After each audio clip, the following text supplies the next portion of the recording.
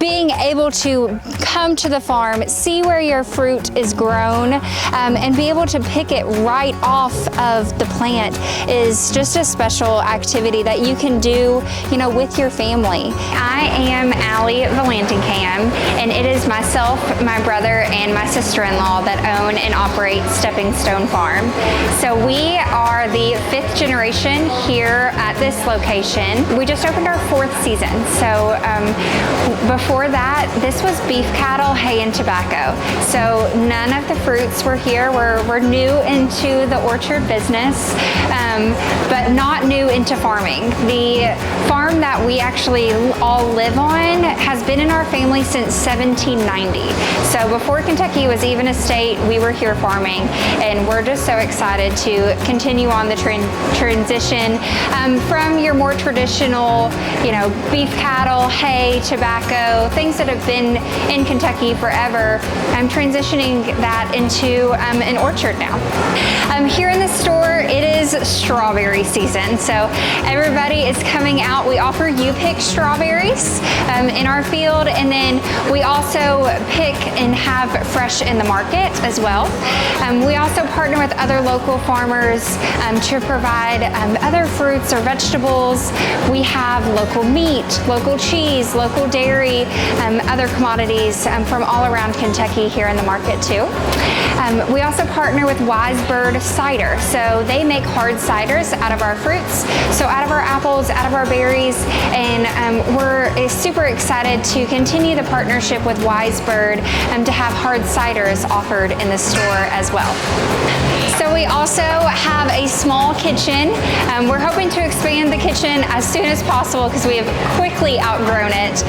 Right now, the biggest hit for us is our strawberry cream cheese muffin. That's probably what you're smelling as you walk in the door. And then, of course, the apple pies. So we do a small hand pie where most orchards, they fry those. We actually bake them instead of fry, so they're healthy for you, right?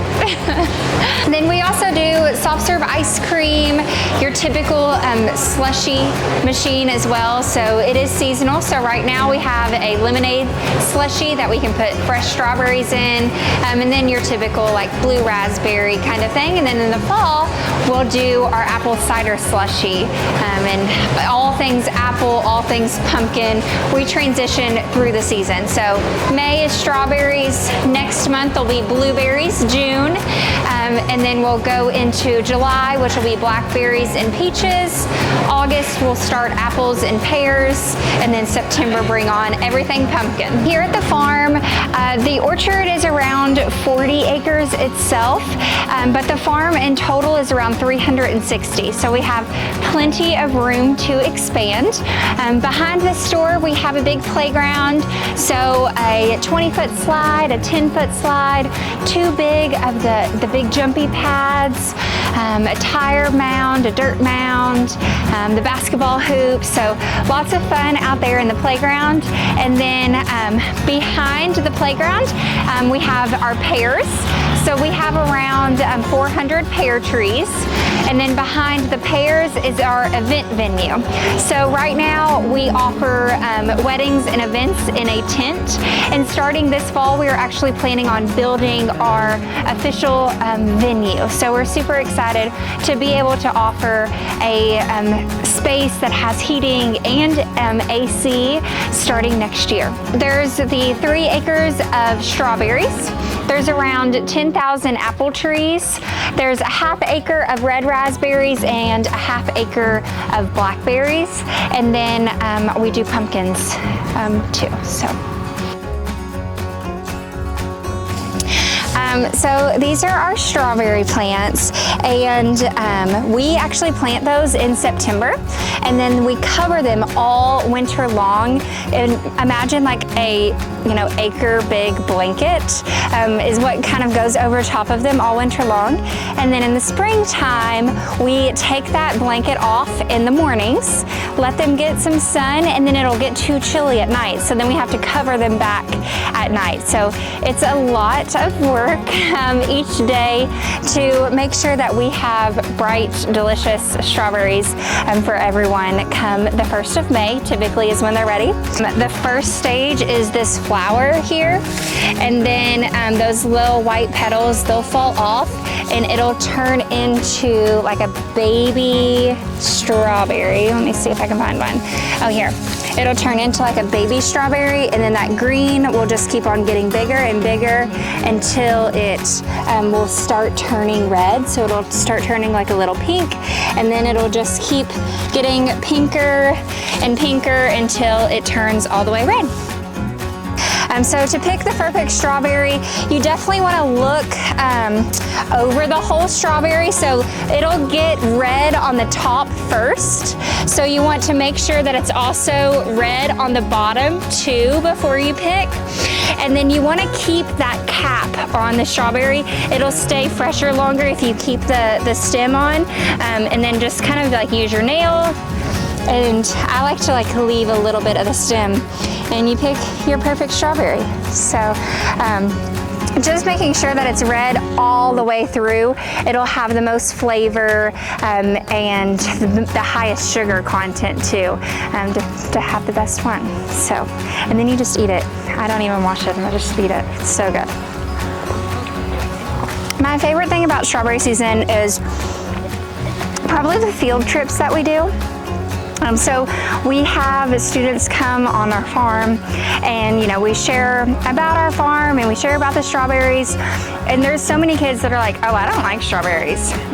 I'm like, have you ever had a strawberry like fresh out of the field though? And they're like, well, no. And I'm like, okay, well, we pick some, I take them in, I wash them, and then I do a little taste testing with them.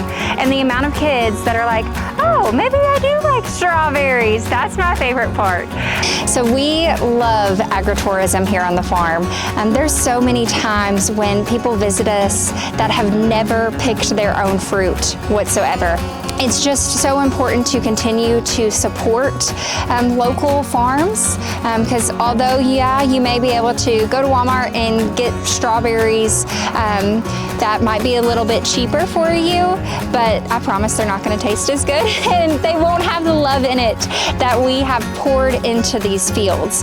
Their strawberries are not going to be red all the way through.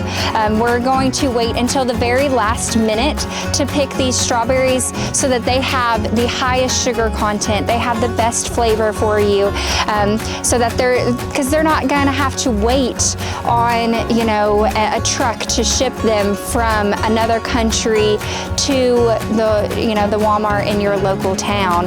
We're able to pick them at peak freshness, peak ripeness, in order to bring you the best product that we possibly can. So I highly encourage you to visit your local farmers market, visit your local farms, talk to a farmer and see how you can best support them so that there is farms for the future generations, and we're not having to rely on other countries to raise our food. So our Strawberry Festival is coming up Memorial Day weekend. This is our third annual festival here at the farm. Our Strawberry Festival is on Saturday from 10 to 4, and then on Sunday from 12 to 4. So Saturday there's music all day long, live music in our event barn, and then Sunday we're super excited. We're having a Little Miss Strawberry pageant. So little girls from 6 months on up to 8 years, there'll be a pageant on Sunday, and then we're also doing a strawberry jam competition. So you can make your own strawberry jam or strawberry preserves, and we've got some celebrity guest judges that'll be with us doing a little taste testing and crowning the winner of our strawberry jam competition too. And we have so much fun. I have over 100 craft vendors. They have to have something strawberry themed in order to be a vendor. We have around 20 food or drink beverages, food truck vendors that will be with us as well.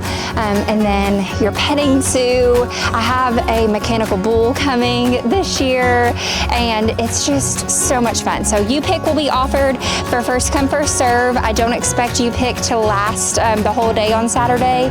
So it just depends on how many people are out here picking, but we should have plenty of strawberries in the store for you, as well as, strawberry baked goods, vendors, and all things strawberry Memorial Day weekend here on the farm.